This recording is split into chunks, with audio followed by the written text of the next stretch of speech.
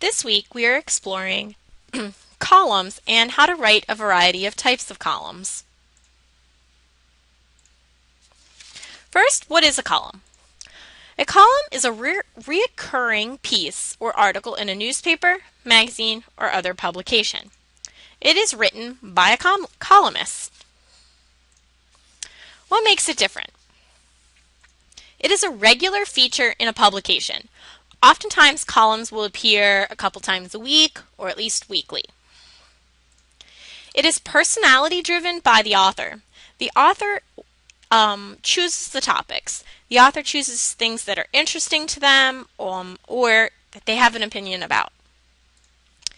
It explicitly contains an opinion or point of view. Columns are not hard news. They are opinion pieces. The purpose and the point. Well, to convey the writer's opinion. The writer wants you to know how he or she thinks and what feels about a topic. To offer a fresh perspective on the news of the day. To argue a point and convince readers. To challenge accepted wisdom. To amuse and or entertain the reader. To validate the writer's point of view. And to validate the reader's point of view. So as you can see, there's a lot of purposes for writing a column. There's also a lot of different types of columns. First, there's an editorial column. This is similar to an editorial, but it's only the opinion of the editor, not of the entire newspaper. There's review columns. In review columns, the author reviews books, movies, restaurants, plays, bands, music, and tells you what's good, what's not, and why it is. Humor columns, they're devoted to both wit and humor. They're meant to make you laugh. Sports columns, they're written by sports editors and comment on local, national, and international sporting events, and also on the players. Letters to the editor, these give readers a chance to present their viewpoints. So letters to the editors are written by the people who read the publication. Alumni columns are often found in newspapers as well as in the magazines and newspapers of colleges. They provide information on graduates, who graduated, where'd they get a job, from where. They don't normally run weekly. Another type of column is polls and surveys. This is inquiry news stories that ask questions of random people.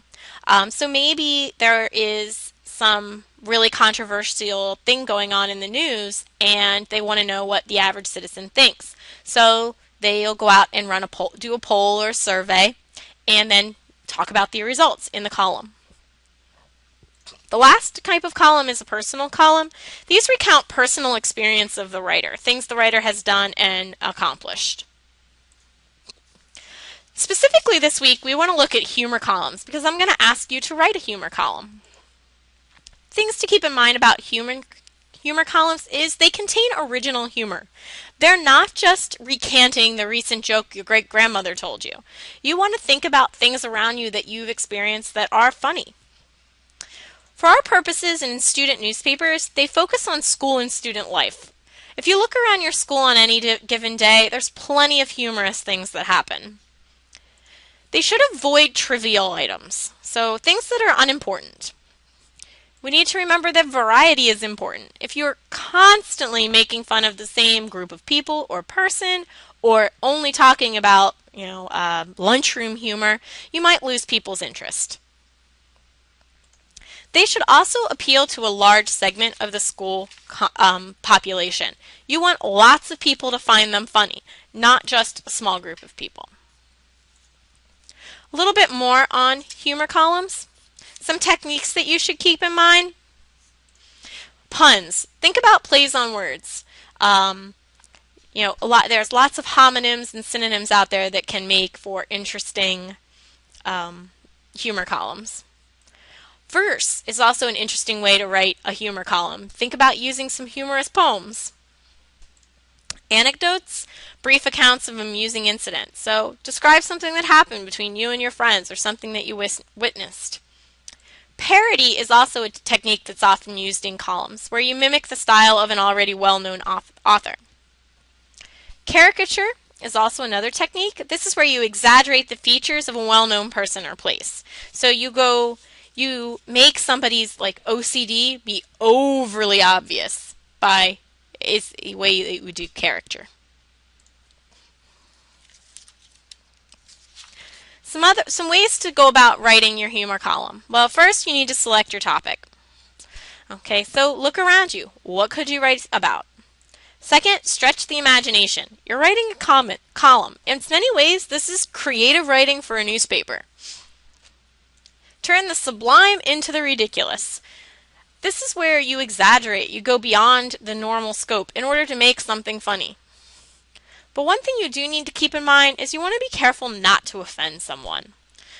Humor is meant to be funny, not offensive. So you want to make sure that you're not taking it too far where you're going to upset large number of people.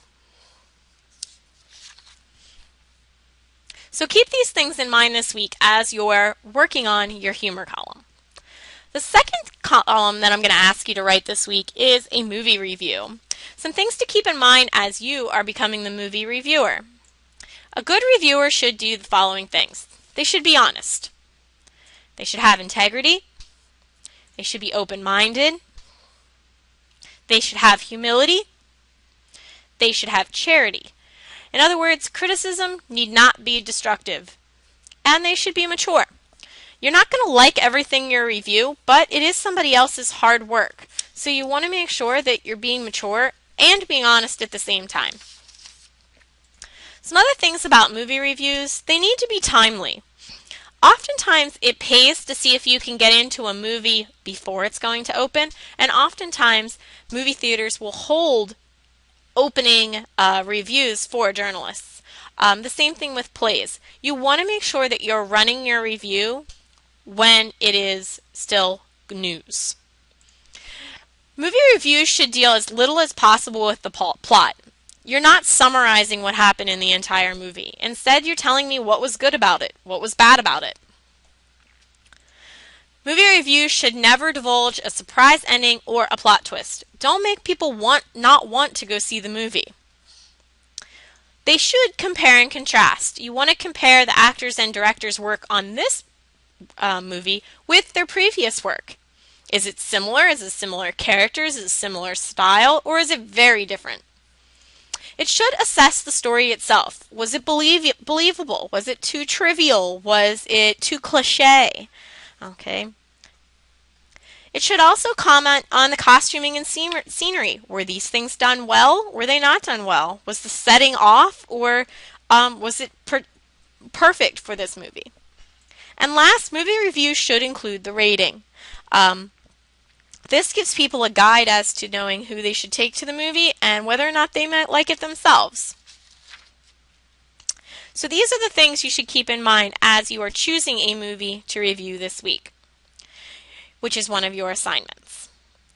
Your assignment for this direct instruction video, there are two, is to search, number one, search for and read an example of a humor column. There are plenty out there. Submit the link to the humor column along with a brief 3 to 5 sentence summary of what the column was about. And number two, search for and read an example of a movie review and submit the link along with a brief 3 to 5 sentence summary of the movie review. What movie was it? What did the reviewer have to say about it? These will both give you some these assignments will both give you some great examples to help you write your own humor column and movie review this week. If you have any questions concerning any of this week's assignments, please let me know and I will be more than happy to help you. I hope you have a great week. Thanks.